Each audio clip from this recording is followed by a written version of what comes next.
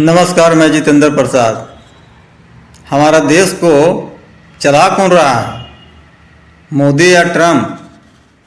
राहुल गांधी ने पहले ही कह दिया था कि मोदी वही करेंगे जो ट्रम्प कहेंगे।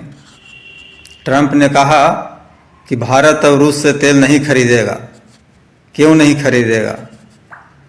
हम क्या खरीदेंगे और क्या बेचेंगे, ये ट्रम्प तय करने वाला होता कौन है?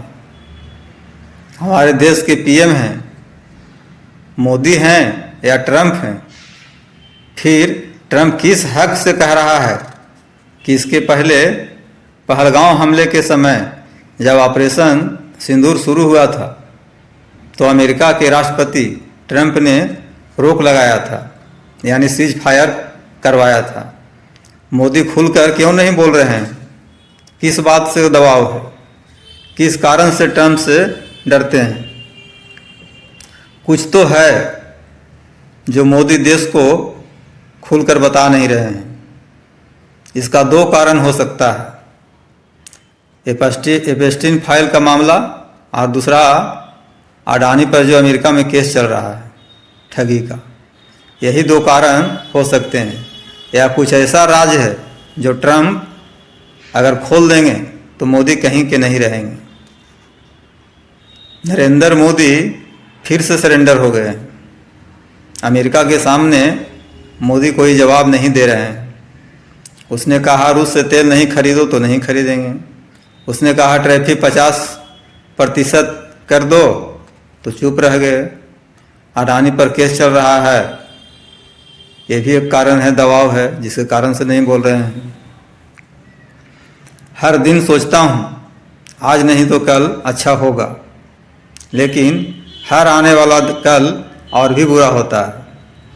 यह कैसा लोकतंत्र है जहाँ एक सांसद और विपक्ष के नेता को संसद में बोलने नहीं दिया जाता है।